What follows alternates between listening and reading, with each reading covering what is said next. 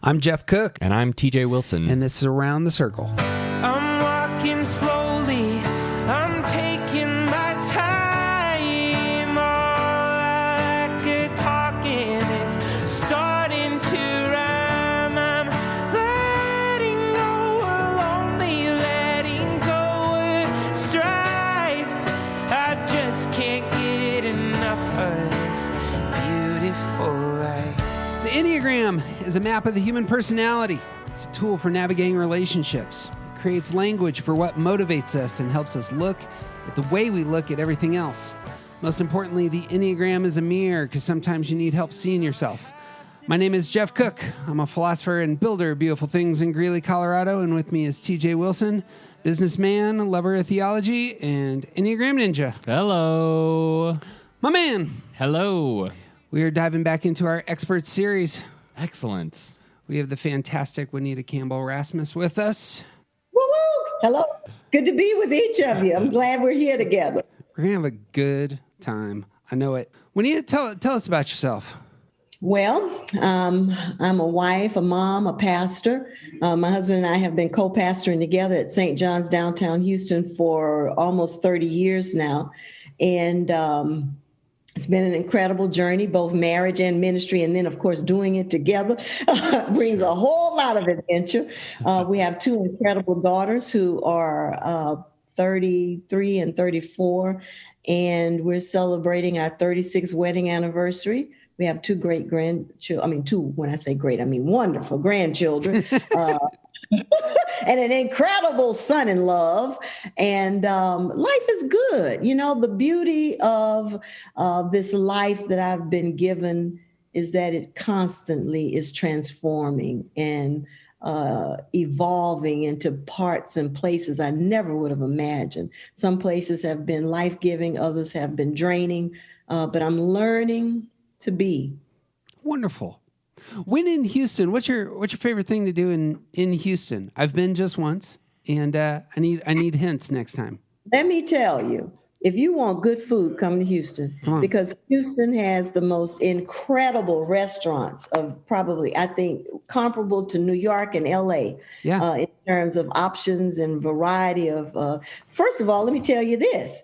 In Houston, we have a high school that the students speak over 70, as in 70 languages. Come on. And so there are restaurants representative of many of those cultures. And so it's a foodie town. It's a great place to experience Southern hospitality. You'll be walking around and people will be waving at you and you're wondering what's going on. And we're just saying, hey, welcome to Houston. So there's a lot of great nightlife. I don't know too much about that, but I know there's some great clubs and great music, and we have an incredible theater life here. So pretty much whatever you're interested in. We have great museums. We have great art museums or art galleries. And so, you know, you name it, good, bad, or indifferent, Houston's going to have it because Texas always makes it bigger. My family, my mom's side of the family is Texas pioneers, and she grew up for a season in Houston, I think in grade school, and always spoke so highly of it. And I've only been once. Been to Austin dozens of times. When you come, let me know, and we'll go eat somewhere. All right. This is a date. All right, TJ, you make sure you come too. I don't want to leave you out. You got it. All right. I'm going to come for the food, though, just so you know. Oh, that's cool. All right, good. It's all good. When you just wrote a book. This is your second book, yeah? It is. What's your first book about? The first book is called Learning to Be, Finding Your Center After the Bottom Falls Out. And it talks about my experience of a major depressive episode and the journey towards recovering and living with a mental health diagnosis. And my hopes in writing the book was that, number one, people would have an opportunity to hear from a person who got the diagnosis and then tried to figure out how to live with it. In addition to that, I'm hoping that Learning to Be will help break down some of the stigma and shame around being diagnosed with a mental health illness. What I say to people is that what I came to realize is that, number one, we're often so busy trying to run away from a diagnosis, whether it be a diagnosis of the mind or body, or a divorce, or disability, or disturbance in our life, disruption, chaos, whatever. We all have something that shows up and invites us into darkness. And the invitation is not to try to run out of it, but rather to take a seat, invite it to sit down, and teach you what it is it has to offer. Ooh. And so I try to share that in Learning to Be. And at the end of every chapter, I share a spiritual practice that I invite people to engage in. And I've been really grateful for the reception for Learning to Be. Good. Thank you. Excellent. When was that released? It was released in September of last year, and it is a very COVID-friendly book, because so many of us have come to realize that our bottoms have fallen out. Right. You know, you can only stay inside so long, and then you start getting curly in the brain, you know. Mm-hmm. And so I talk about how we began to find who we really are. Darkness always has that gift for us to yield some insight into the personality, into the narratives we've been telling ourselves. Darkness has so many incredible treasures. Isaiah 45 came to mind when I was moving through that deep, dark experience. And the Spirit said to me, I'll give you the treasures out of the darkness, the riches out of hidden places. And even in the midst of that most hellacious experience, I had enough life left in me to recognize that if God was saying there was going to be some treasure, I needed to stay alive so that I could glean them. Mm. And so it was the dark night of the soul for me. And it became the most significant spiritual experience of my entire life. Yeah. That's fantastic. I'm sure that's really both rewarding to get that on paper. I'm sure that's real helpful. Well, you wrote a book on the Enneagram here recently. You are our expert from the ones, from my people. I'm going to steal that from TJ. He routinely talks about the nines as his people, but my people. Yeah, you are my people. We're going to get to go some fun places. Would you give us the skinny, Juanita, on the ones and what the basics are there? You know, I think and you can tell me if you would agree with this, but as a one female, ever since I was a little girl, I wanted to be a good little girl. Yeah. Follow all the rules, make sure I was in line. You know, I started my faith journey at a very early age. I was probably in 3rd or 4th grade. And I was given the 10 commandments, the 10 rules, right? So a rule lover like me fell in love with the idea there are 10 rules, right? So I make up 20 rules to make sure I don't mess up on 10. And so that kind of gives you some insight to the crazy life of a one. One of the key things that I think ones are really experiencing is that we judge ourselves extremely hard. We're always striving for perfection. And that word striving means we give it everything we've got, whether we're striving to be good partners in our long-term relationships, or striving to be good parents, or striving to be good dishwashers, or whatever it is. We are always striving for this ideal of perfection, which is typically exhausting to us, debilitating in some ways, steals joy from us, because we're always chasing the stuff on our to-do list and not the things in our to-be list. For me, I found that being a one really meant experiencing the weight of living with unrealistic expectations about just about everything, right? I'll give you a kind of wacky walk through my life in any particular day. When I go to the church, we have some art that's been donated to our congregation, and it's on the walls, right? And our church is next door to a freeway. So it's always gently vibrating the building so that art will on occasion get out of alignment, right? I walk down the aisle, the hallway, and I'm adjusting the pictures so that they're all hanging just right?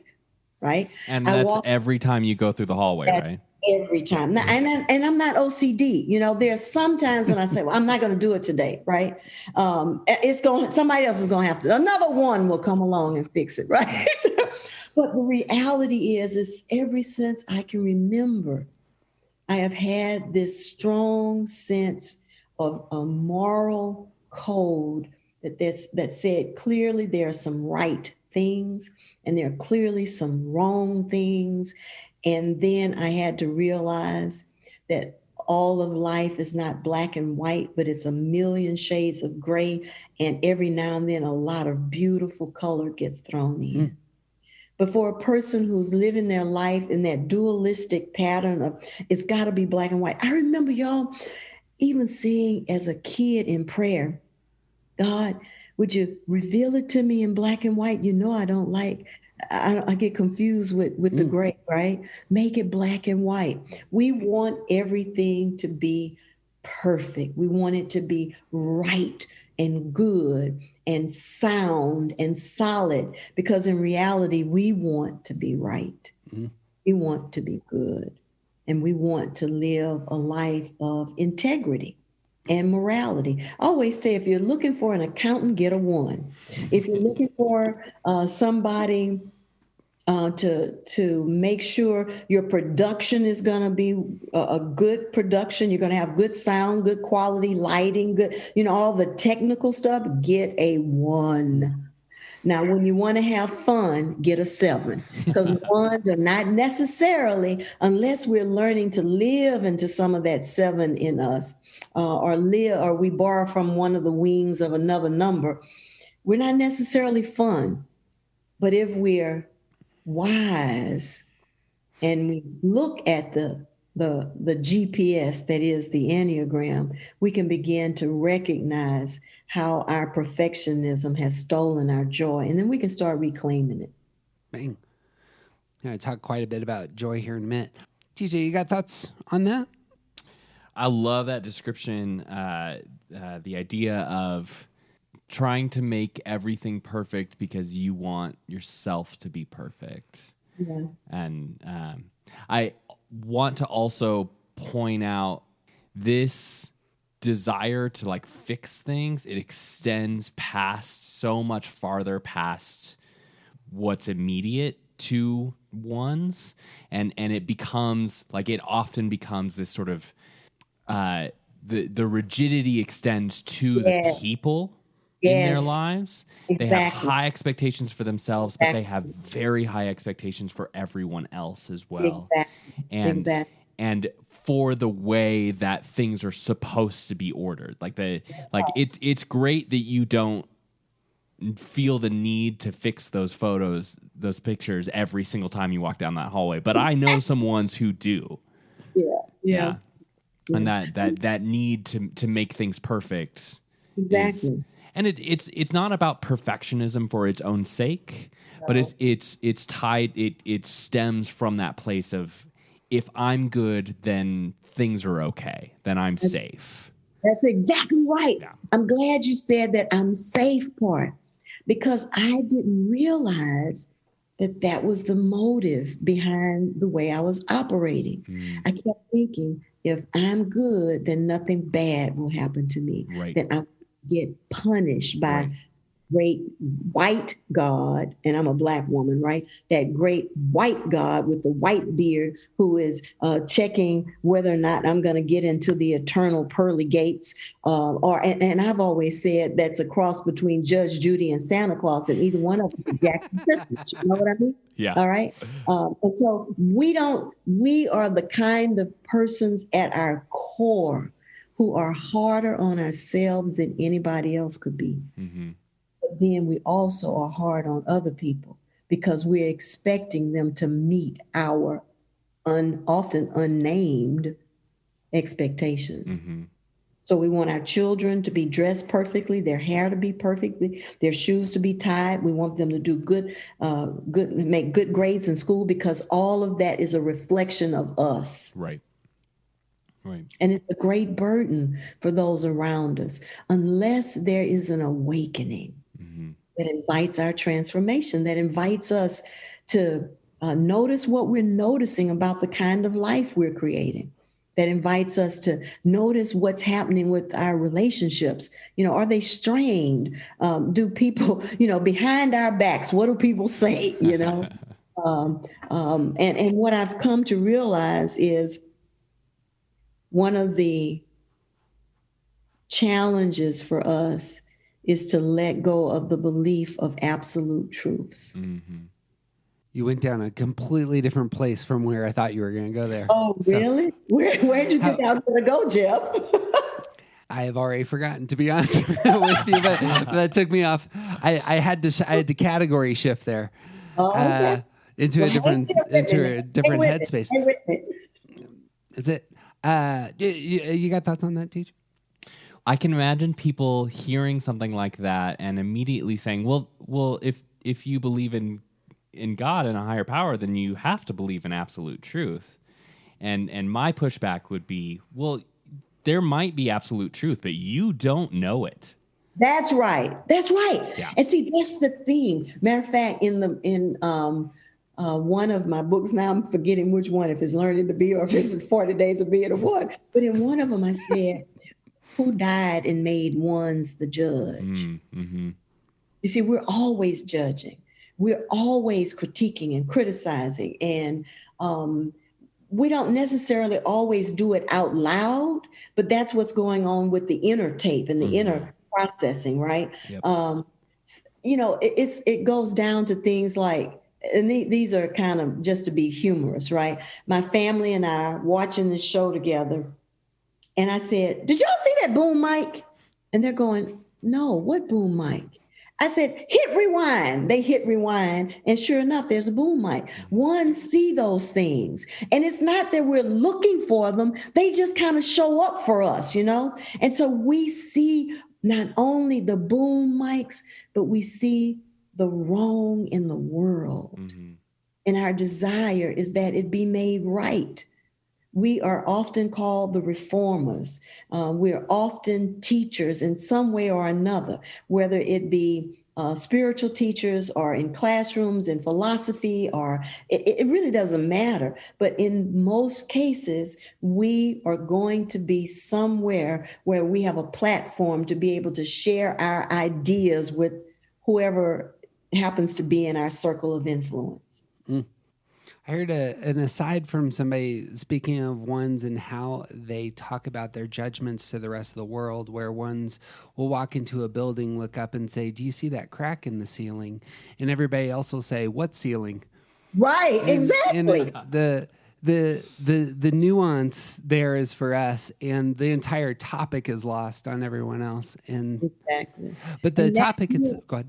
Oh, no, I was just going to say, and that nuance can drive us. Every now and then, so I'll give you an example, another silly kind of example, but my mother-in-law, which is what I call my mother-in-law, I didn't get her from the law, so I call her my mother-in-law, their son, right? And so my mother-in-law says to me one day, that's one of your pet peeves, isn't it? Mm. And what it was when my husband has on his glasses, I'll say, give me your glasses and I'll wipe them off for you. Because I can see all that stuff, on his glasses, but he doesn't see it. And so I'll clean them off and he'll go, oh, wow, that is clearer, right? But he never noticed it. We ones often are noticing all those little things. And others might think we're OCD because we're seeing stuff that they could really care less about. But for us, it's like we have fine-tuned, fine-honed antenna. Let's go there for a minute, because a lot of your book focused here in terms of that sort of mindset, that sort of attitude, stealing something from ones, and what it's stealing is joy. And just for background, the books are made up of 40 reflections. I would assume nearly 10, 15 of your reflections ended up really wanting to say to ones who are reading, but you're made for joy. Yes. And here's the obstacles. And that would be one of the ways of phrasing, this is a primary obstacle. One, could you talk about joy and how that hyper focus or hypersensitivity about what's wrong in the world gets in the way? Yeah.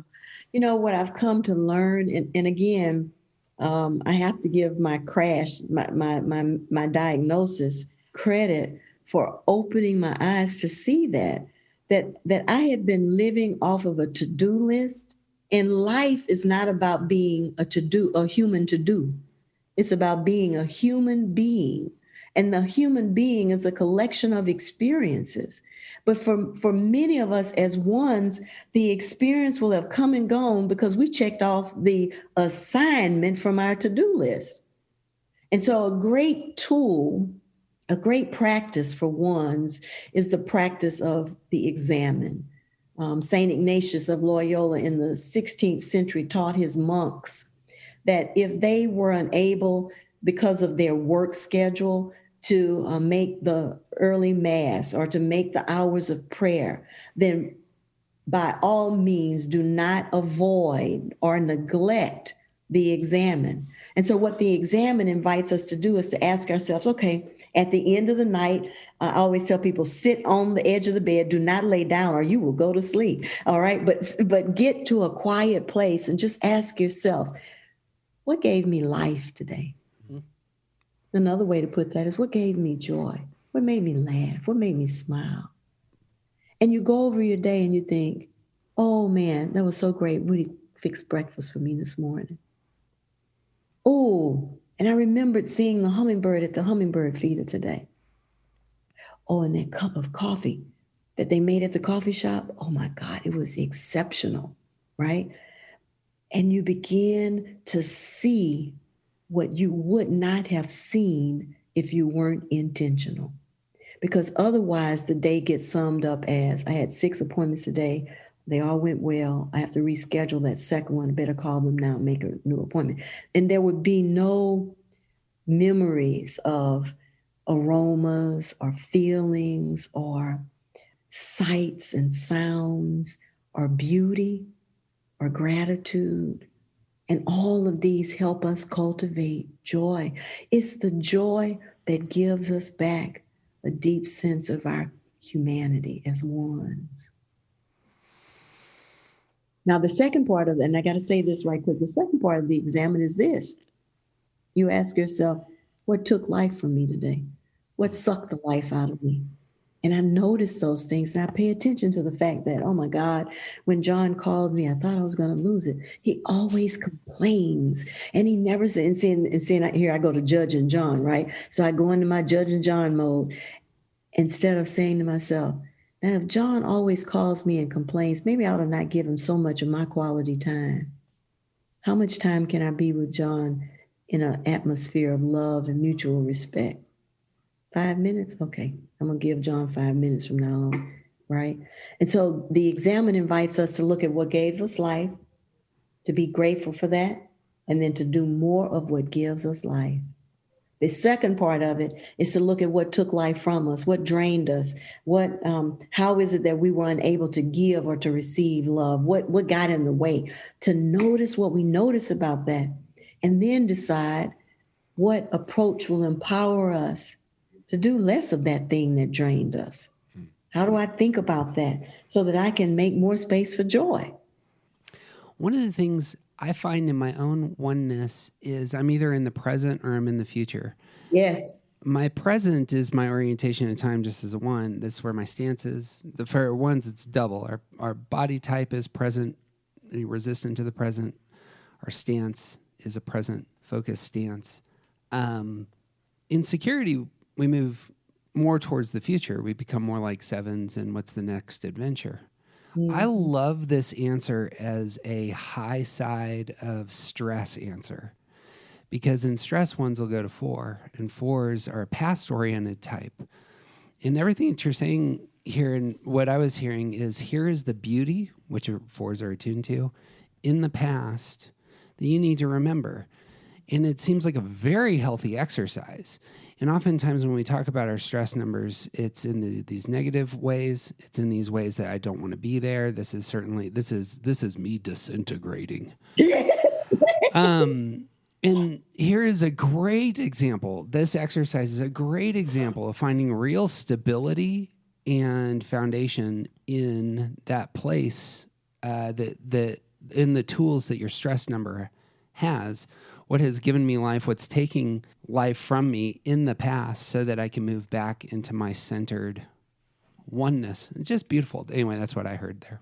You got that, Steve. I think that also it's a way of sort of taking control of entering into a space that's normally reserved for unproductive thinking, because ones with that critical voice are so good at examining the things that they've just done and picking them apart to say, here's all the ways that I did this wrong. Here's, in that conversation with John, here's the way that I handled myself inappropriately or incorrectly for his benefit.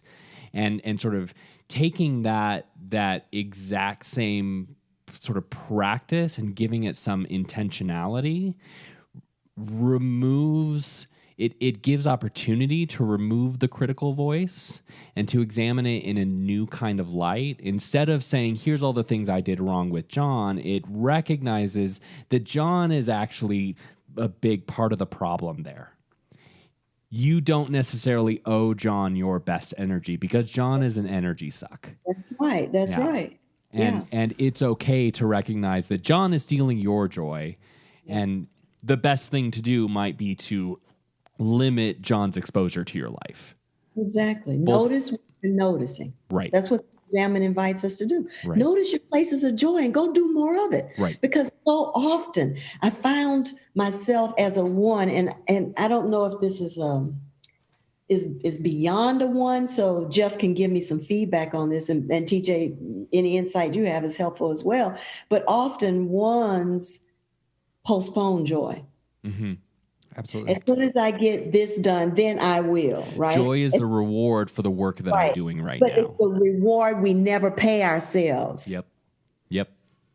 We It's always something that's coming. This project is over. I'm going to go camping for 3 days and chill out. Be in nature. Go fishing a bit. Go hiking. And then all of a sudden something else comes up and that gets pushed off. Oh, I've got this task in front of me and I've got to do it. Right. They're counting on me. Right.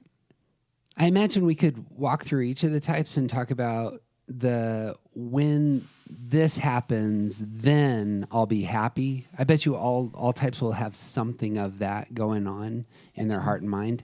But it certainly is the case that when the check mark is done, when the list is finally check marked, then I can be present, then I can be happy, then I can move forward. Yeah. And it's one of the really helpful things about your book is the routine coming back to that and saying, actually, you have permission now to experience and embrace joy where you're at, even when everything isn't fully accomplished. Yeah, exactly. I was just thinking about another example when my girls were younger. They were probably in middle school. And we were going to have a family night, movie night on a Friday, right? And so all week we're all excited. We're all saying, oh, Friday's family night. We're going to watch movies together.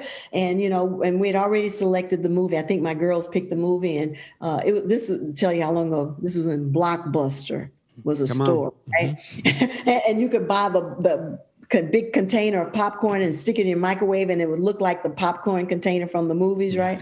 And so we had our popcorn, our favorite treats. We're all gathered on the sofa, or at least they were all gathered on the sofa. But as a pastor, I was preparing my sermon for that Sunday.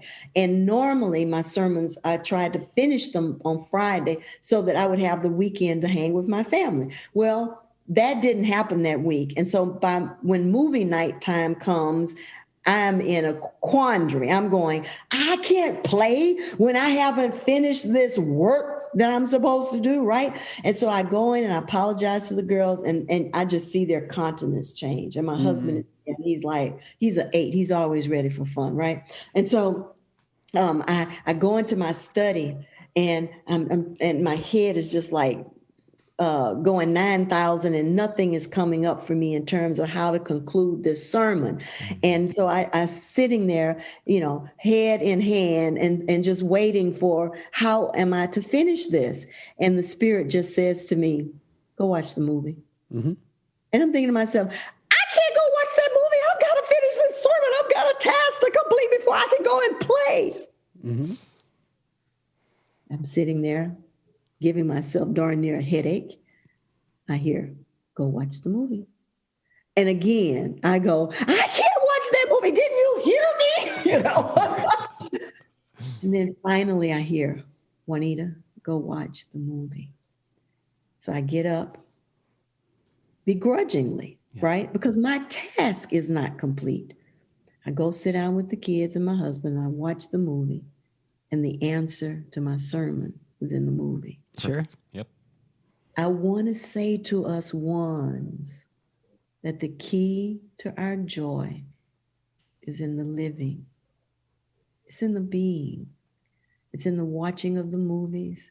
It's in the biking, in the walking down the sidewalk. It's in the watching the butterflies and the squirrels. It's in the being. Yep.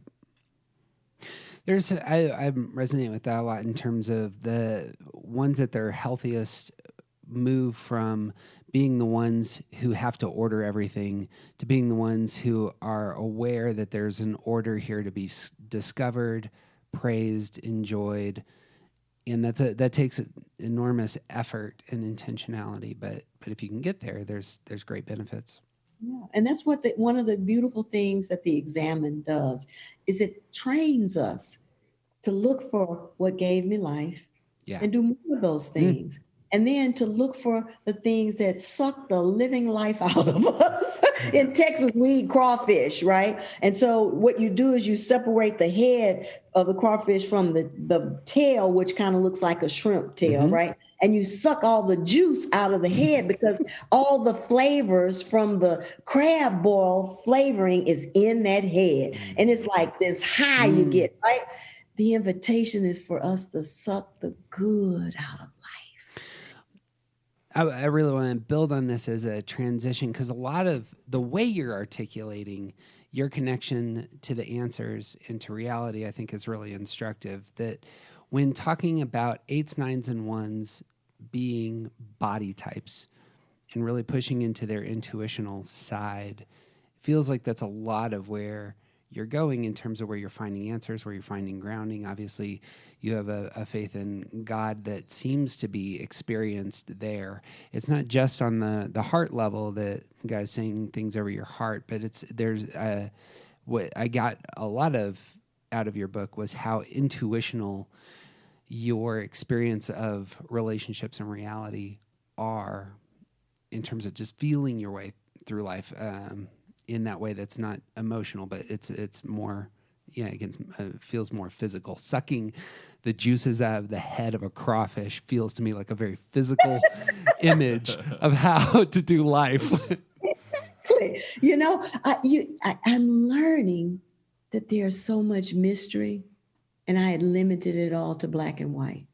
And the mystery is mind-blowing. It's awe-inspiring. And it has a lot of pleasure in it.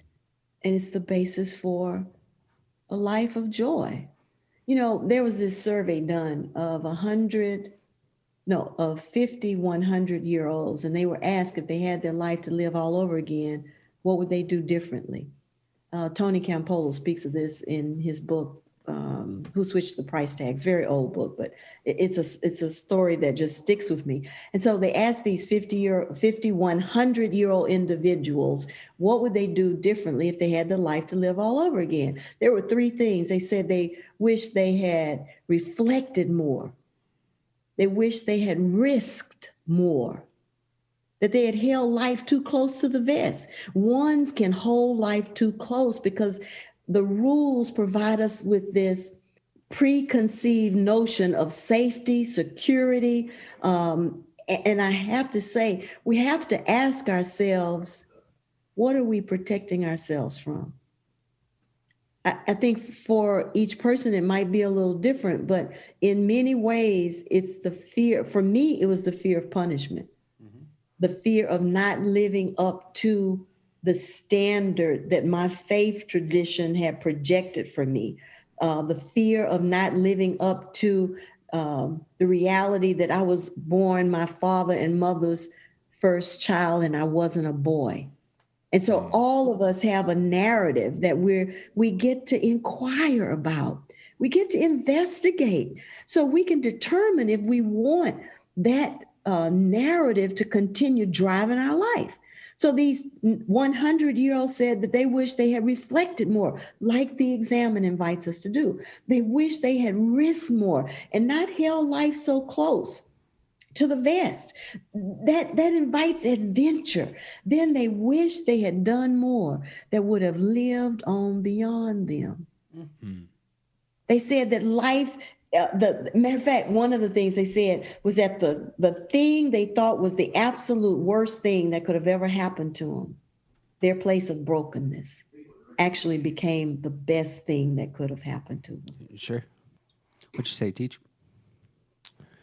I'm thinking about ones have that sort of indwelt sense of the order of the universe.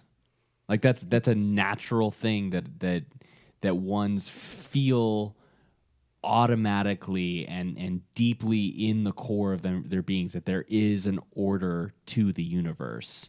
And for a lot of ones that are raised in the Christian church, it's God is the arbiter of justice, and if you get on the wrong side of the rules, you're going to be punished. Exactly. And for all ones, there is that sense that you have to do the right thing in the right way in order to fulfill the order that is already there.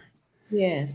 Oh, and it's something that's very beautiful that a lot of the rest of us don't necessarily see, that becomes this very rigid way of seeing the world. Like that black and white image is so limiting. Yes. And once you are able to sort of step away from that, you see that it's actually this really freeing sense that there is order to the universe, and you get to be a part of the ordered universe. Yes. And one of the things that was so profound for me when I came to know about the Enneagram was that the teacher who taught it said to us that every number on the Enneagram represents an aspect of divinity. However you choose to name divinity. I tend to name divinity God. You might say universal law. You might say divine love. However you name it, each of us is here to represent an aspect of that. Mm-hmm.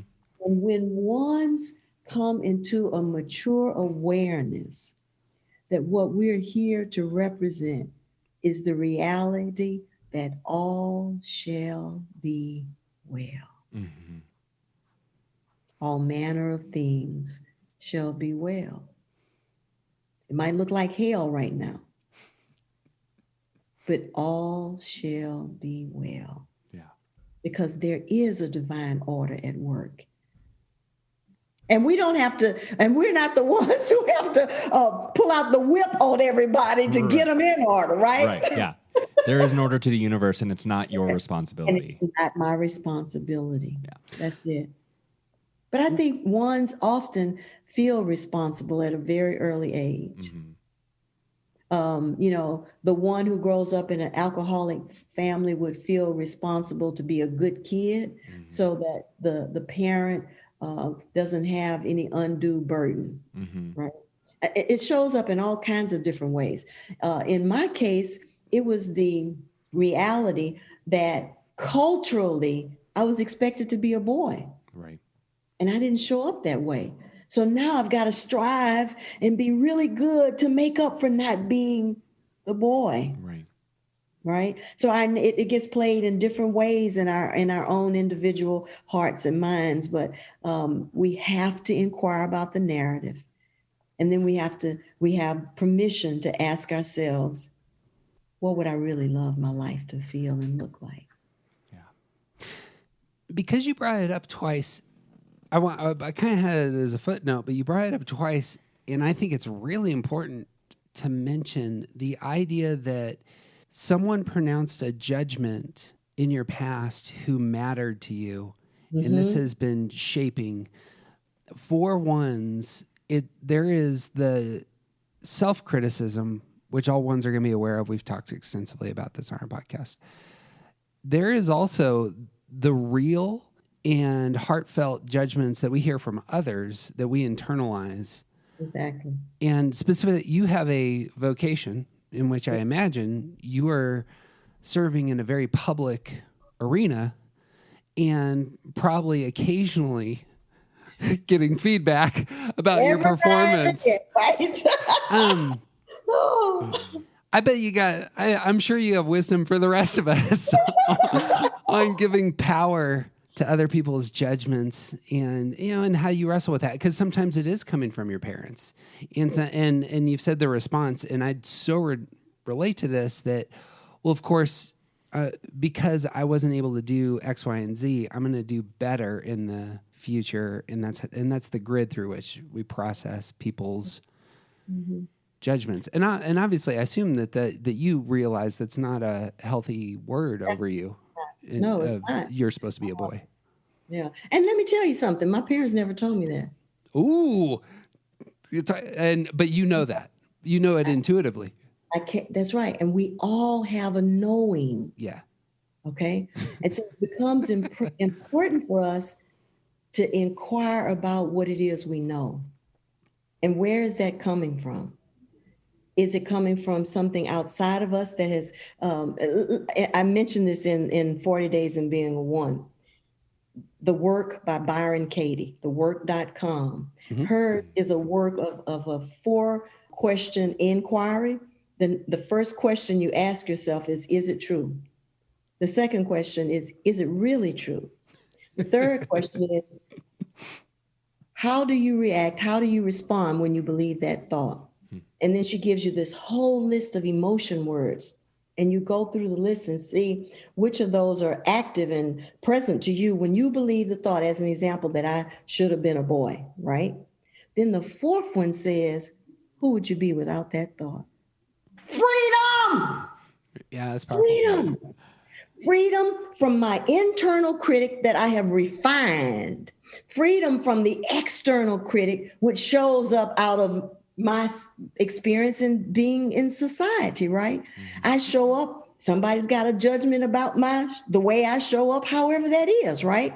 And so I have found that we, in order to live our most expansive selves as ones, and really it's for every number in the Enneagram, we have to do the inquiry work. We have to confront what we've been telling ourselves and what we've been allowing others to tell us. And that's work. Because you'll find that it's not nearly so much what other people have said to us as what we keep saying to ourselves. Mm-hmm.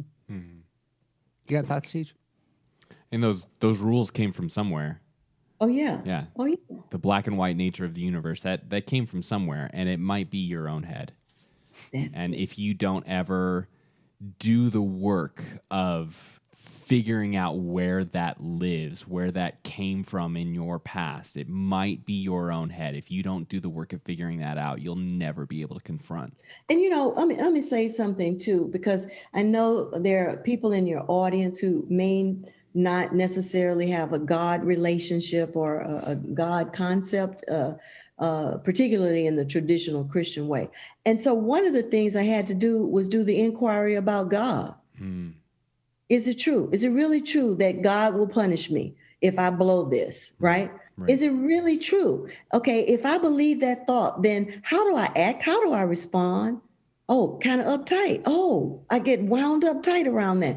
Okay, so who would I be without that thought? Oh, I would be breathing. Right. I would be going with the flow. I would be learning that all shall be well. I would be able to look over my life and see, wait a minute, that's not how God has showed up in my life. God has shown up as grace, as compassion, as a guide, a comforter, an advocate, a friend, a healer. And you begin then to free yourself from your limiting beliefs about yourself, and then also free God from limits that I in my case, it put on God. And when that starts to really take root inside yourself, it begins to spill out to the ways that you've imposed your way of seeing onto the people in your life. How much more interesting to talk about a God who brings people together than a God who punishes people for breaking the rules. Yeah. Well, and becoming a grandparent, I don't think I didn't see it as much as a parent, because you're in the vice of parenting, right? Yeah. And my husband always says parenting is a crapshoot anyway. But grandparenting, I say to myself, what could this kid ever do that would make me want to kill him? Yeah. Nothing. Right. Nothing. And so you begin to inquire about what your personal experience has been, to inquire about the realities of how we have been judging ourselves. And if I'm judging myself, then I have created, Anne Lamott said, if you find that God hates all the same people that you do, you've created God in your own image, right? Yeah. And so when I find out that I've been judging myself far harder and more critically than God ever would, I'll give you an example. Once when I was wrestling with giving myself permission to enjoy some things that weren't necessarily spiritual in nature, as an example, and some of your audiences isn't going to even believe this, but I remember the first time I was introduced to yoga, I didn't tell my mentor, because she would have said that was from the devil, Yeah. right? Right. Because that's her school of thought, right? But the spirit was the one that told me to go take yoga, because I needed to understand what it was to live in my body and not just in my head, right? And so we have to do the inquiry work. The knower in each of us has a knowing about who we're called to really be and how we're called to show up in the world. And for most of us, we've been playing our life way too small. Truth. To build on that, I was hoping you'd comment on your awareness of your body and its power in the world. I feel like this is a thing for not for all body types. I feel like they understand that their bodies have power in a different kind of way than other types. But the reaction for ones is understanding that their bodies can do so much. There are systems, there are rules, and there's an impression, I don't want my body to be corrupted or the source of corruption. And that seems to me to be a primary. And as you're talking, like the risk of jumping into yoga is a huge thing if you have the belief.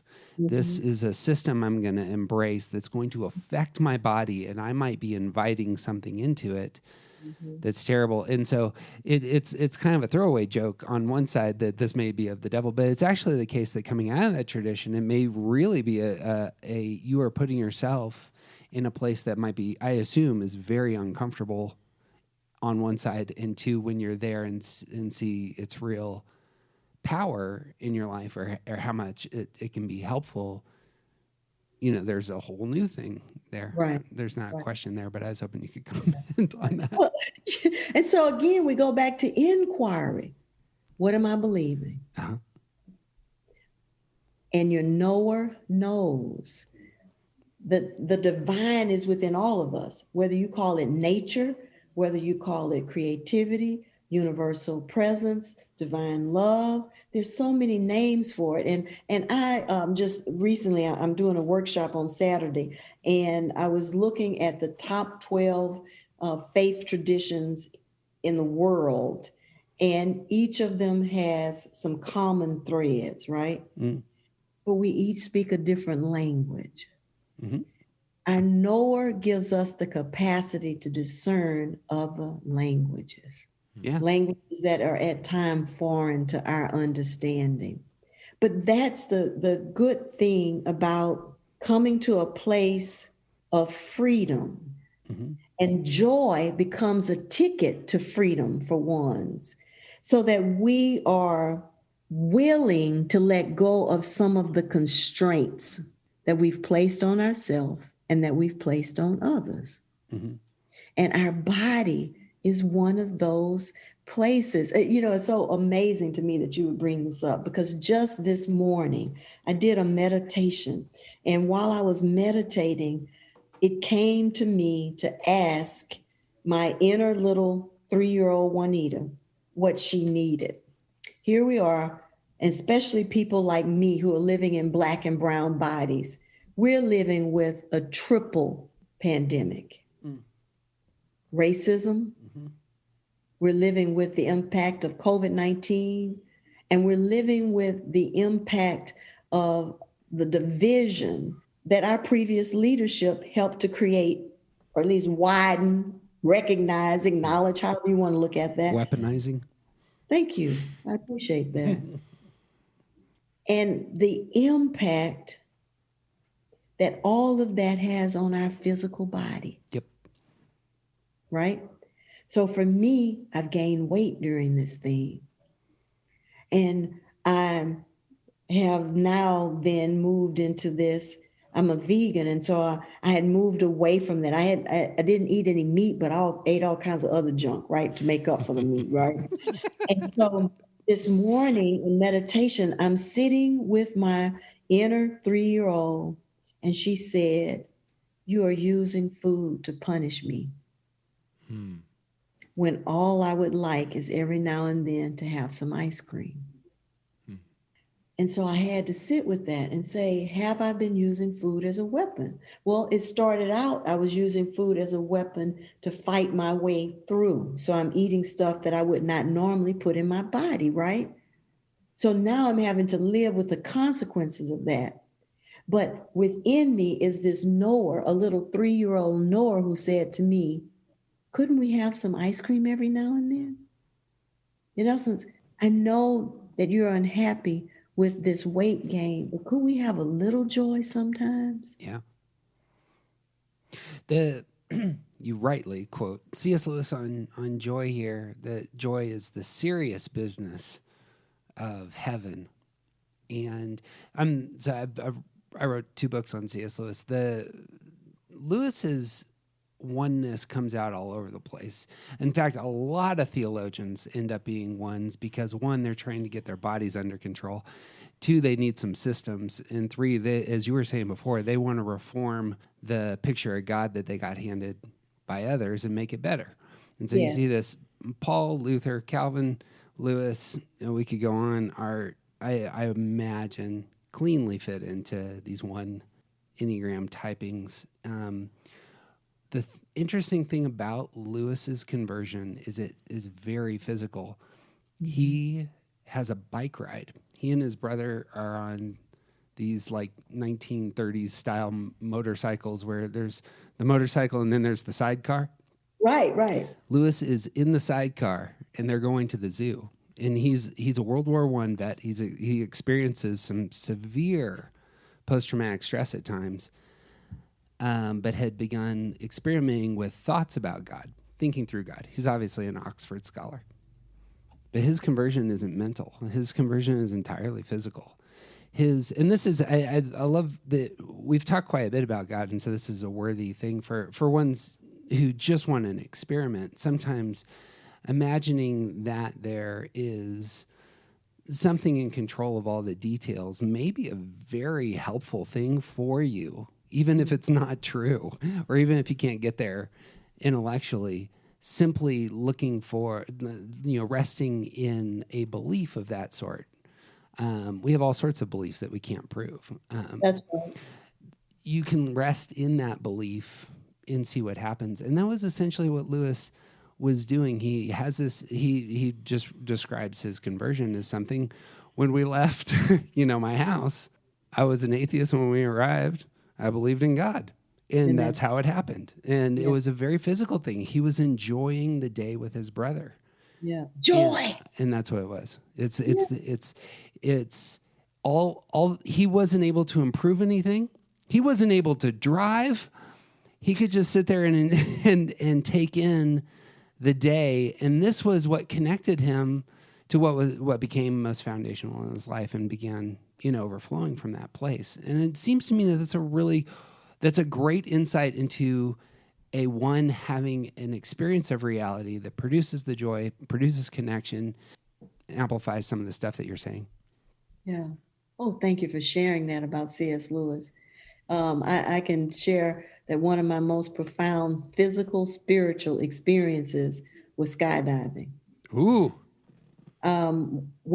First of all, I had wanted to do it since I was a kid, right? You look like somebody who would love skydiving, by the way, that you mentioned it. Yes. And so I go skydiving. And when I jump out of the plane with the instructor, it was as though I was surrounded in love. Mm. And it was palpable. Yeah. I could feel it. And so much so, I was so caught up in it that I wasn't paying attention to the watch they give you to tell you when to pull the cord. And so the instructor is tapping me and he's pointing at my watch and I'm going, oh yeah, pull the cord, right? And I pull the cord. And most people think that it feels like a roller coaster, but it doesn't. It's more like a feather being dropped and gliding on the air's current. Mm. Right? And in the midst of that gliding experience, I just felt so incredibly loved. It was the most amazing experience. And it was as though God was just speaking to me without any words. And it was penetrating every pore of my being. And I remember the instructor saying, "You want to do some tricks?" And I'm like, "No, I just want to be. Just want to be in this space." So yeah, I get C.S. Lewis being in the sidecar. Well, nothing you can improve in that space, I imagine. It's you get no hangups. Well, and, it's how difficult is it for? Let me rephrase that. How difficult it is for ones to get lost in the moment. Yes. And I don't understand that. I get lost in the moment 7 or 8 times an hour. like nines are always lost in the moment. and ones being so focused on the things that need to get done and like the right way and like noticing the boom mic and the things that need to be fixed. Ones have such a difficult time being lost in the moment. And I would be willing to bet money that every time that either of you can think of where you truly got lost in the moment, there was joy there. Yeah. Yeah, absolutely. Yeah, to piggyback on just another example, and it's a very physical example. So I'm a skier, and I go way too fast. But that's it. It's the place. I'm going 60 miles an hour. I realize if I do anything wrong, I'm going to get very hurt, and I don't care because it's a source of invigoration that I experience nowhere else. I'm so glad you said, and I don't care. Yeah. Because we care so much that when we're in our space, matter of fact, my husband is an 8. The notion of me going skydiving, he could not understand. He just thought that was the craziest thing. He said, "Look, if you do that, don't do it while I'm in town." I said, "No problem. I'm going out of town tomorrow, and I'm going tomorrow, right?" But he said later, he told me, all I could imagine was you dying. Yeah. Then I said to him, it wouldn't have mattered. Oh. Because it was that joyous. Yeah. It's like, okay, if you're going to die doing something that gives you joy. Mm-hmm. Now, I'm not telling anybody out there to go looking for the thing they can do to kill themselves to have joy. I'm not saying that. But I'm saying suck the joy out of life. Here it is. It also exposes, for those of you who aren't ones, it exposes how much it takes to get us past our hyper awareness of what's the next thing I need to make better, because somebody's going to judge me. I'm going to judge myself. I have to it's not an outrunning in the same way that sevens do, but it's a silencing, like what it takes to silence some of that often may require, or we're saying these are the places that this worked for us. I assume it's the case though. But here's the thing about your book is elevating those practices that do that routinely. You don't. Skydiving, I imagine, is real expensive. I bet you. It's really not that expensive. Is that right? Oh. That's right. I'll look into it. I think it was like maybe $250. I mean, I don't consider that expensive. Well, that I would have guessed higher for sure. Yeah, and that's the other thing. I'm glad you said that. Tell me. Because so often ones think the thing they want to do is going to cost a lot. Yes. We won't justify it. It's the rules. Right? It's the rule. Yeah. It can't cost a lot because we're not gonna pay for that, right? So as an example, and I'm gonna whisper because my husband's in the other room. He doesn't know. But my girlfriend and I are gonna go take pilot lessons, and we're gonna fly. All right. Now we're not gonna take a lot of them. We're probably just gonna take 1 or 2 lessons. We're gonna take a pilot's lesson. All right. And I am elated. Now I gotta say this to you also. Do you know that for ones, or at least for this one, I am just now learning how to anticipate joy.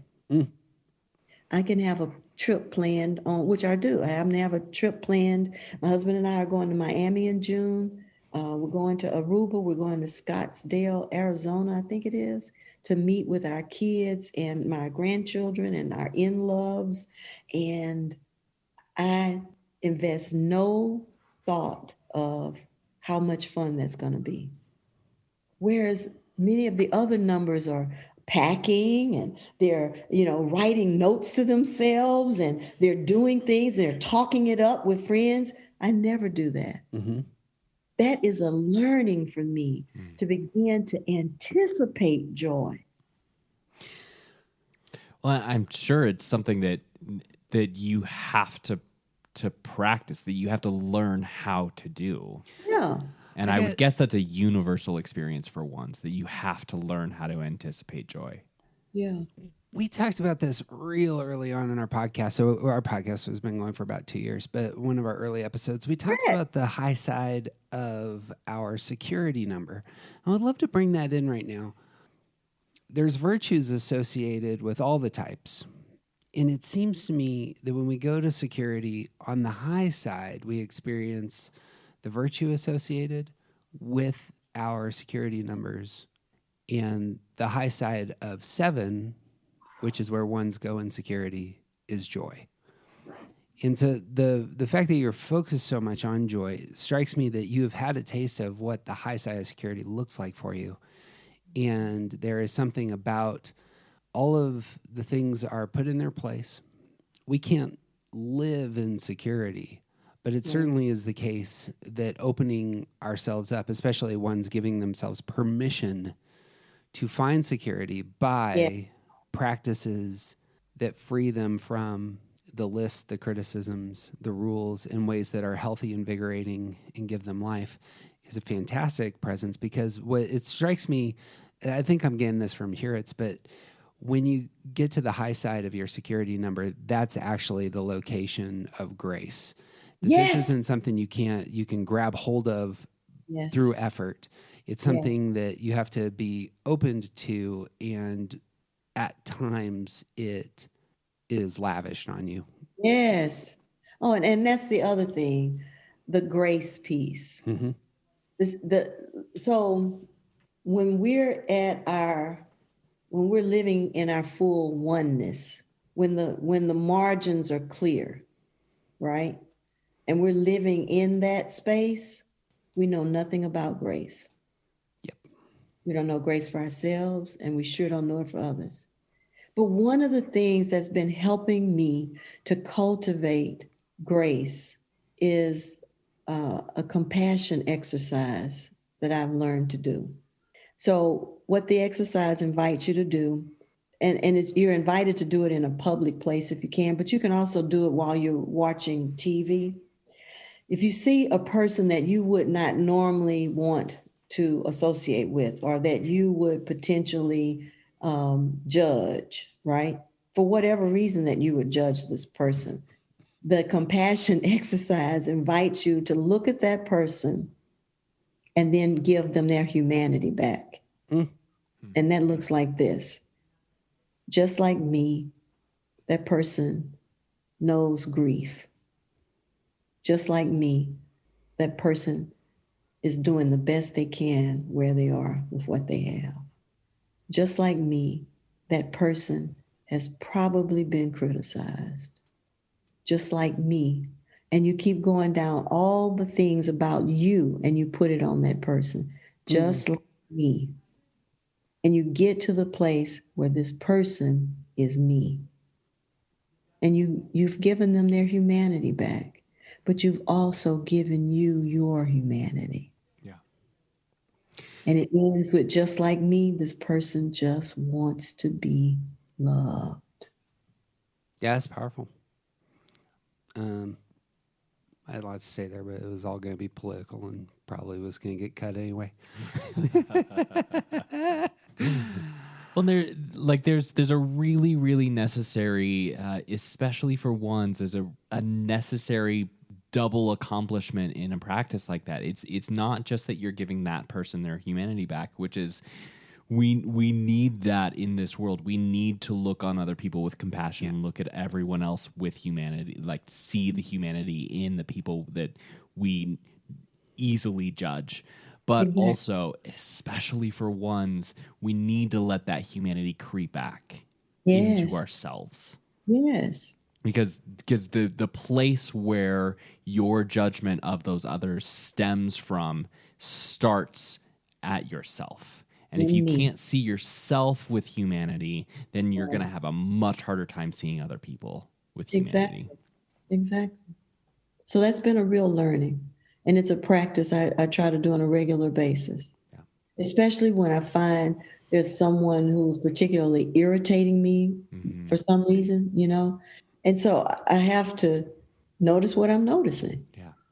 Because I'll be responding a certain kind of way. I'll be feeling certain kinds of things. And so my saving grace is to practice the compassion exercise. And your audience can Google that. They can find it. But we just shared it. There you go. That was my favorite part of the book, was just the subtitle of one of your chapters, or the title of one of your chapters was self-compassion. And so often in our culture, we talk about self-care. And there's a difference for ones in the idea of self-compassion. One of the more powerful things that my wife said to me once, and I articulated that this was really helpful, is she should do it more often, is using the phrase when I'm talking through some problem, you need to be nice to yourself. And it's different. It's different than self-care. But it's the thing that my heart occasionally does need to hear, that you are doing violence to your person, and it needs to end. And yours is a much healthier exercise, I think, in terms of awakening yourself to not only the humanity of the person in front of you, but to your own humanity. And what a great good. So anyway, I loved the phrase self-compassion. That's worth owning. Thank you.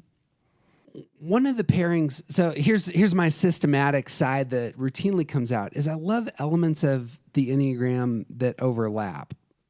And one of them I hadn't seen before, and it just popped for me in your work, and that is your anger and your thinking repression.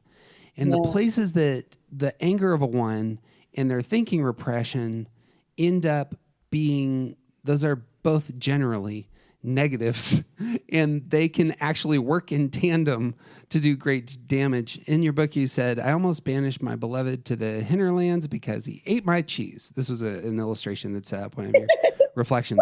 I was fuming inside and knew that this grievous insult would have to be addressed. The sooner the better. Thankfully, when I reflected later on the incident, I found that I needed to sit with the question and listen deeply. And the solution to anger and thinking repression was all over that last sentence, which I just found tasty. I found I needed to sit with the question and listen deeply. I don't have anything else to offer. What do you hear there, TJ? And I'll throw it to you, Juanita.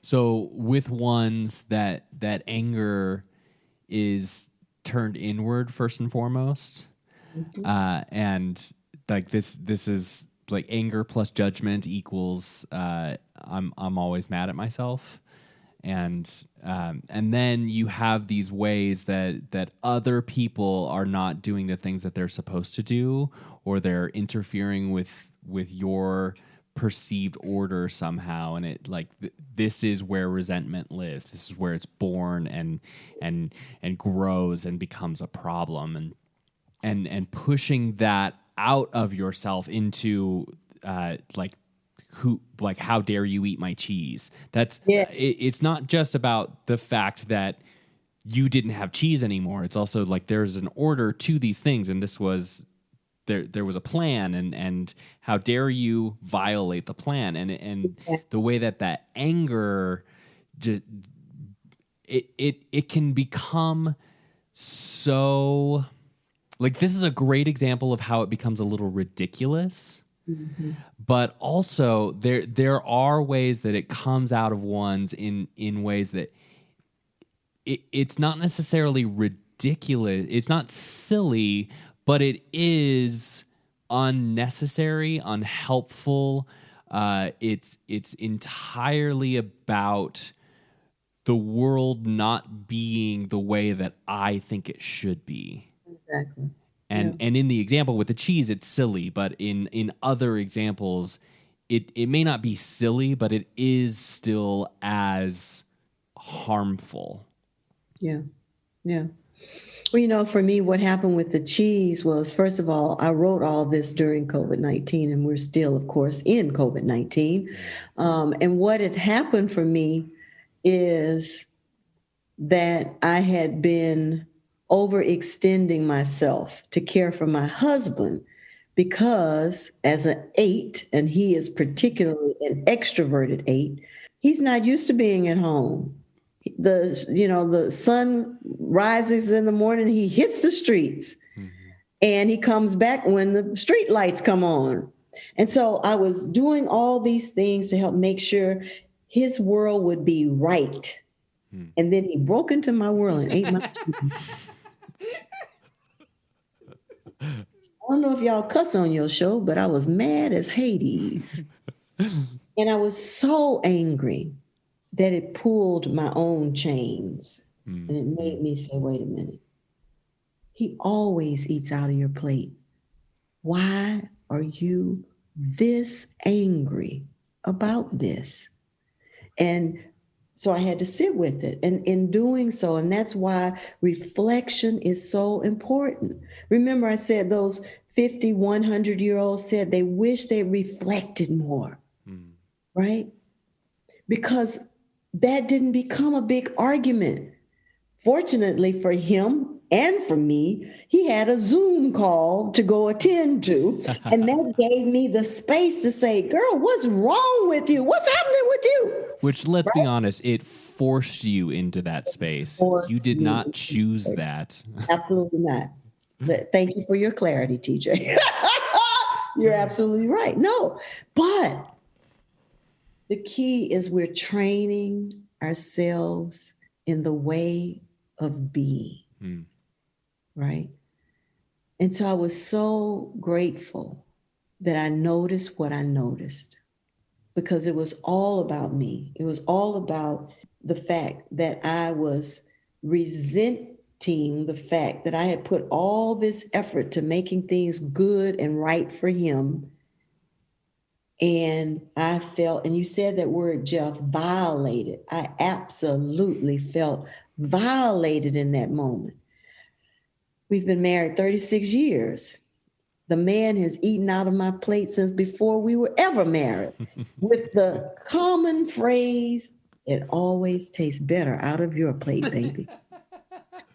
I would love to talk about this in terms of the 8-1 dynamic. Ooh. Both of you would like control. Oh, absolutely. And I imagine that ends up being, I don't know, would you like to just comment on that for those of us who have children who are body types and we're a body type, or spouses? What's the wisdom here? Or podcast partners? I didn't think about that. Well, I'll say this. I think the kinder I am to myself, I know the kinder I'm able to be to him. And I got to say a little bit of this. So my husband has ADD, and he'll tell anybody he does. And so he has a lot of energy. He's an extrovert. I'm an introvert, and I am very much used to working from home. My home office is here. I do all of my podcasts. Anything I do, like our time together, I'm doing it from my home office space, right? He has an office in a coffee shop, and that's where he does all of his business, all of his meetings. And so for a while there, he was here at home. Right. And that became a very intense 7 months of us being in the house together. I learned so much about him and what he needs and what he doesn't need from me. Mm. I also learned what I really need and to name it. One of the keys, I think, is that when you have body types, communication is critical, because otherwise everybody goes off somewhere in their head and make a whole lot of assumptions. And so it becomes important to be able to say, I'm wondering right now what you're thinking about this. I'm wondering how you're feeling about this. I'm wondering how you're processing this conversation, And so I think with all of our types, to come with curiosity and wonder. And I'm learning also, even though we've been married 36 years, to ask myself, what gave me life today with him? Yep, there it is again. Yeah. What drained me? Was there any place where I didn't feel my love was received, or where I felt constricted to offer love? And then to pay attention to that. That reality of the examine invites us into a richness in relationships with the other. And I don't know of anything else that does. Now, both of us are in therapy. We have been. When we first got married, we went to therapy together, and that was after about 18 months. It seemed like the honeymoon was over about that point. And so we had said divorce wasn't an option, and we couldn't kill each other. So therapy became the way of working it out. So we both have our own therapist, and whenever there is a space where it seems like there's unnecessary tension or we can't figure out what's going on, we go check in with our therapist. And so for me, I'm just sitting here thinking, all these years of therapy, now I'm saving your audience a great deal of money. All right. It all boils down to the examine. What gave me life? And be thankful for it. Mm-hmm. What took life from me? Or how is it that I wasn't able to complete the circle of love in this relationship today? And how might I approach it differently tomorrow? Yeah. And be thankful for the awareness, because it's in the noticing what we're noticing that we have choice and we have power to do something different, Yeah. to look for new ways, look for new solutions, and to stay open and willing to receive and to give love. I got a question about the flow of anger in your relationship, because this is the problem I tend to have with eights. I love and connect deeply at eights because there's so much energy for me to react to. However, a primary problem is that eights often express most of their emotions with anger. Not always. There's a lot of anger that is going outward from eights. And for ones, the anger is going inward. And it feels like there's a doubling down there. The anger is coming from one person that's how they navigate. And then there's the other person who's very accustomed to making everything a judgment on themselves. And can you talk about navigating that dynamic in a healthy way? Or is there a healthy way? Well, again, I have to be honest. My husband and I have been in therapy.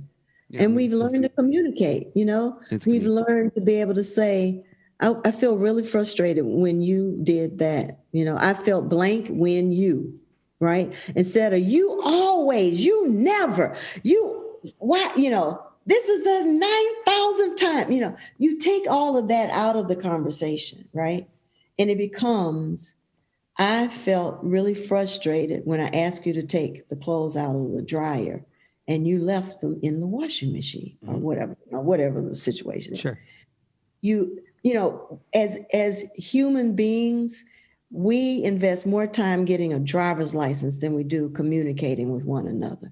And so it's imperative that we find good communication skills. Now, don't even get me started on the fact that we spend more time getting a driver's license than we do learning how to raise children. Sure. Okay. And so it's about getting communication skills. It's about cultivating a dance that works for you and the person that you're doing the dance with, which is one reason why the cheese thing really rattled me, because I felt as though for the most part, I don't tend to really get angry with my husband because I've learned so much about who he is and how I know he's going to say no to something I suggest first because that's his security. Yeah. He secures himself first and then he thinks about what I said. And then he'll come back and say, well, I guess we could go out to eat. That would be fine. But it's learning to be with yourself in a way that allows you to be grounded so that when you're in conversation with an 8 or whatever the number might be, you don't have to go flying off the handle because they did or it appeared that they did. I know now that he's going to say no to whatever pretty much I ask. Yeah. And then give him a minute or two. And remember, my husband has ADD. So he didn't even really hear me when I asked him. His squirrels were out running and some were climbing over the roof and some were swimming and fishing. And then he heard me. And then he said, oh, yeah, let's do that. That's a great idea. So communication is important. It's important to learn your spouse, your partner's communication style, whether that's partners in a podcast or partners in the bedroom or children. Paying attention, noticing what you're noticing. Here's something that someone, I think my therapist suggested this, that when you walk away from a conversation, you ought to know more about that person than they do you. That's a good word. That means we learn to listen. Listen for the hidden clues of what's not being said. And so now I see so clearly how many times I've come into my husband and said, baby, such and such and such, right? He might have been looking at me, but his brain hadn't even caught up yet, right? Because I interrupted him. And for a person with ADD, they're having to, somebody explained it this way. You're in an apartment building, right? There's 50 apartments. A person with ADD has an apartment for everything they're doing. And so when you say to them, would you like some cheese? They're in the exercise apartment. Right. They have to leave out of the exercise apartment, walk down the 5 flights of stairs to the cheese apartment, and then they can hear you say, would you like some cheese? Yeah. So it's about learning your partner's communication style so that you are able to not be offended, to not be resentful. You just know how they think, and you give them the space to do that. TJ, you got thoughts on body control anger types in relationship? I'm not sure if this is directly correlated, but I keep coming back to the examine and one's also like there's a next step that I think is really necessary. It's also giving yourself permission to not be the idealized version of what you think you're supposed to be. Yeah. So in recognizing that the frustration and change and lack of control and whatever else is going on around like 7 months of being together in the same house is a completely different environment than the 36 years that preceded it. Exactly. And so much of your energy went to trying to take care of your husband. Mm-hmm. And so part of that frustration was that I'm guessing was had to do with the fact that you in a way felt like you weren't living up to this version of yourself that you thought you were supposed to be. And the examine in that in recognizing why you were upset about and sort of zooming back and seeing how that time went, it's also okay that you weren't being this quote unquote perfect wife. Exactly. Yeah. To give myself permission to know. Yep. And knowing what gives you joy and what takes joy away from you. Yeah. It may not be the case that being the doting perfect wife is good for either of you. Exactly. And that's one of the things I was able to notice is that I was giving him all of this attention. Now, he loves my care, all right? Yeah. But he wasn't used to all of that during the course of the day, you know? In the course of the day, he's out doing meetings and meeting with whoever he needs to meet with, doing all the stuff he needs to do in the course of the day to come home and go, you know, and then receive my care, right? Not have me coming in, looking over his desk to see if he has a glass of water, to make sure he has his tea, you know, and all of that. He was used to getting his own water and tea. Right. So in some ways, I was probably creating, well, certainly codependency, you know, but my husband is not codependent. So, you know, he wasn't buying into that. Right. But in my doing all of that hyper responsible stuff, it was sucking the life out of me. He had never asked me to do that. It was me relapsing into the oneness. I got 2 more questions, one quick and one a little bit more broad, and then we can. This has been a fantastic interview. I'm so grateful for your great energy, Juanita. It's been such a pleasure, and I feel so invigorated right now. It's really, this is not normally how I feel after podcasts. Because and that's no knock on TJ, who is a fantastic partner. I'm just normally tired. First, since you're our first expert one on the podcast, I have a place of reform in Enneagram theory that I just want to pitch to you. I'm not a fan of the terms compliant or dependent when used with ones. And I don't know if you have any wisdom to offer why I should come around to these terms, or whether you also feel, when talking about stance, do you feel like you're in a compliant personality or a dependent personality? And how would you describe that as a one? Absolutely compliant. So what is it that you're complying with? Whatever seems to be the perceived authority, the perceived way of being that seems to be acceptable. Yeah. And my compliance is always to the high moral road. Yeah. Okay, I don't want something to come back and bite me in the butt because I made a bad decision.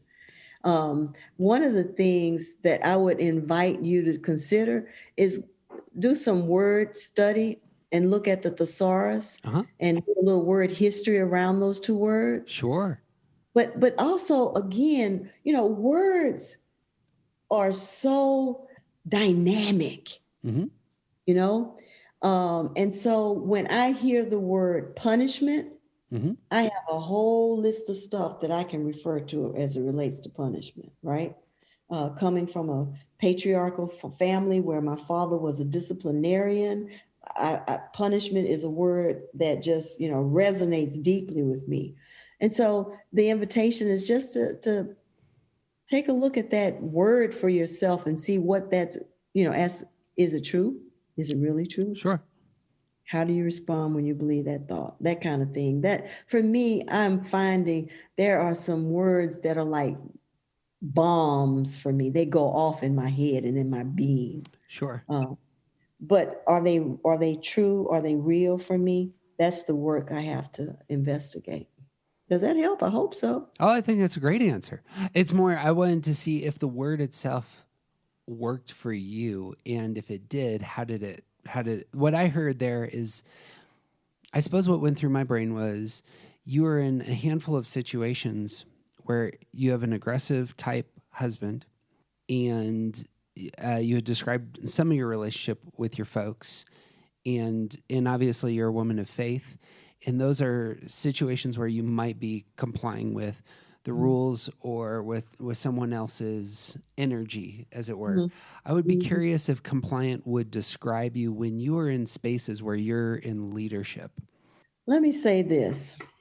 I am almost 60 now, and there's not a whole lot that I feel I have to be compliant to anymore. Yeah.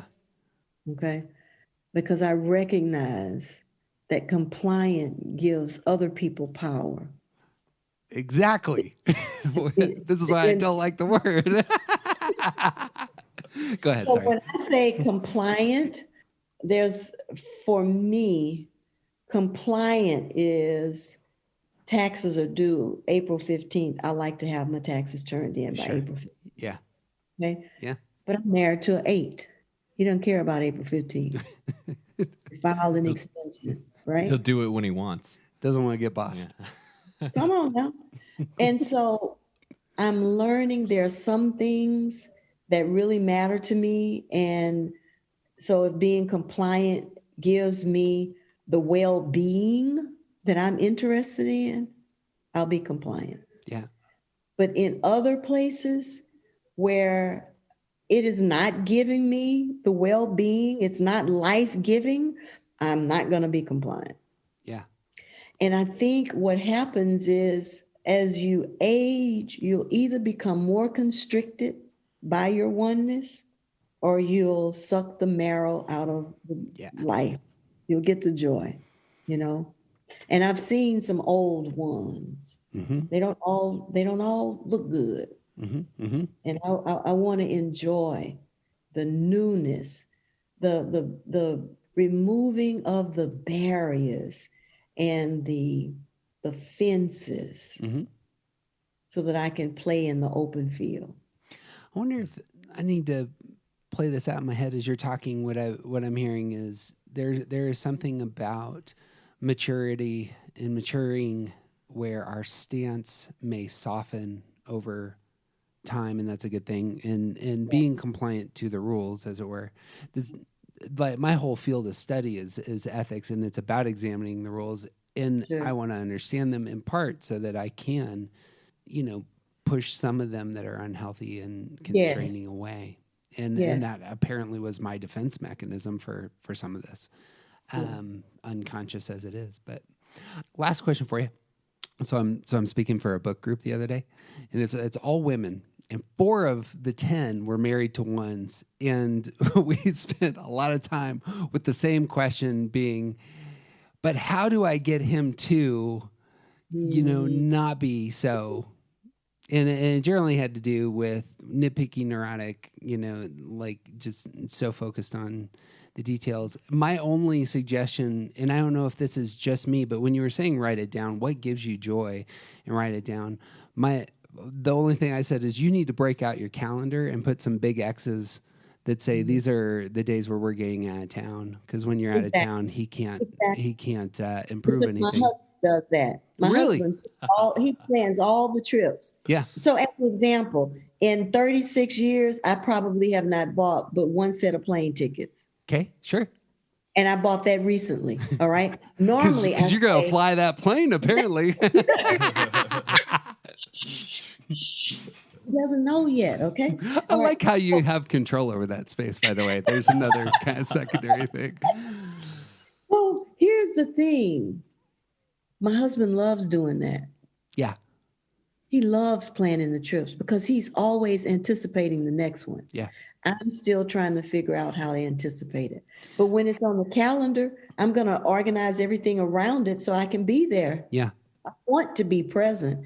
I'm just still learning how to anticipate it. Are those vacations, what I'm seeking to describe, are they spaces where you can't improve anything? You're out of your house, you're out of your church, etc.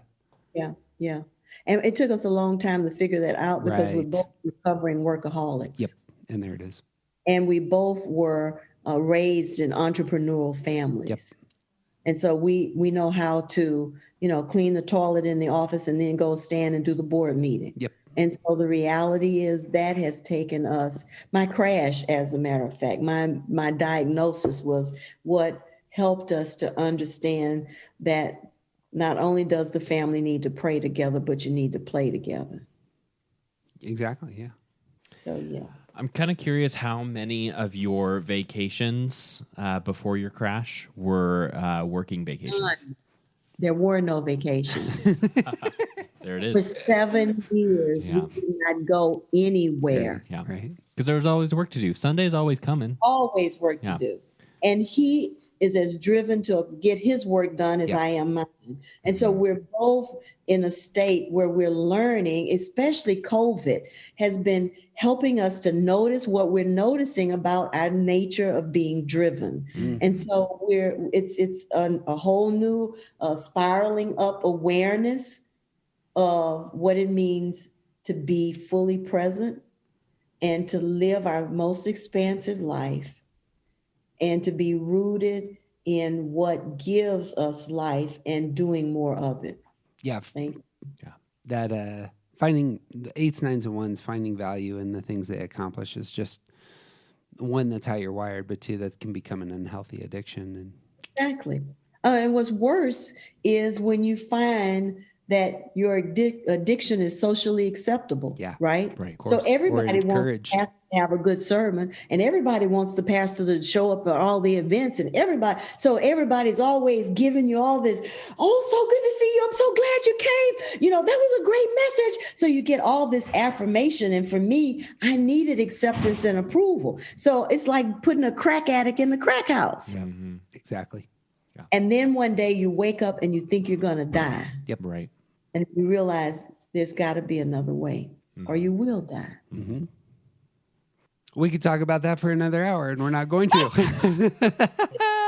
Juanita, it's been fantastic to meet you and to have you on. It's been a true joy. Thank you, Jeff and TJ. What a privilege to be with you guys. Hey, let's do it again sometime. We would love to. We actually are hoping to have a trip down to Texas. We have a good friend who's part of your book writing club here. We do stuff with Sean Palmer frequently. And, wonderful. I don't know how if you know or are close to. I do know Sean. But we do some work together, and we're hoping to get down there at some point in time. So, Like I said, let me know. We'll go out and eat some good food. My husband will be happy to go somewhere to eat. we would love it. We would love it. Well, I just hope you'll remind people that they can pick up a copy of 40 Days of Learning to Be. Excuse me, I'm mixing up both my book titles. 40 Days on Being a One in the Enneagram series. It's published by InterVarsity Press. And if you'd like to know more about it or more about me, you can go to my website, JuanitaRasmus.com, or you can find me on social media the same name, Juanita, Juanita Rasmus, Rasmus. Thanks so much. It's been a privilege and joy. Excellent. Real quick, remind me of your first book as well. The first book is called Learning to Be, Finding Your Center After the Bottom Falls Out. Bang. And it's available. They are both available wherever good books are sold. Wonderful. Perfect. Juanita, much love to you and your family. Blessings, guys. It's been a joy. Thank you. Absolutely. Thank you so much. Well, you got anything else to say about Juanita's book, TJ? I don't know that I have anything to add that she didn't already say better. Right. I agree. We'll just leave it there. So, friends, it would mean the world to us if you take 2 seconds, write a brief review. Real brief. We don't need much. Just, it's going to take you no time at all. But we are clearly addicts and by we, I mean Jeff. We are clearly addicts for feedback. If you would give us some stars on iTunes or a review, it really helps us, energizes us for the work that we're doing. And it helps other people find this podcast, which is really important to us right now. So you can find all the links to all of our stuff at aroundthecircle.org. Shout outs on Twitter and Instagram are always appreciated. We are getting some love on the Instagram. I'm figuring out a system. We have like 12 followers on Twitter. We have 1,500 on the Instagram. But the best thing you can do, of course, is to share this episode with somebody that you love, preferably one who needs to know that they can go skydiving and or take a vacation. Yep. Find the joy. Find some joy. Music is by The Collection and Tim Coons, and that's what I got. You got anything else? I got nothing, man. He's TJ Wilson. He's officially awesome. I'm Jeff Cook. And who you aren't isn't interesting. Be who you are, because that's where the gold is. Come burning with heart.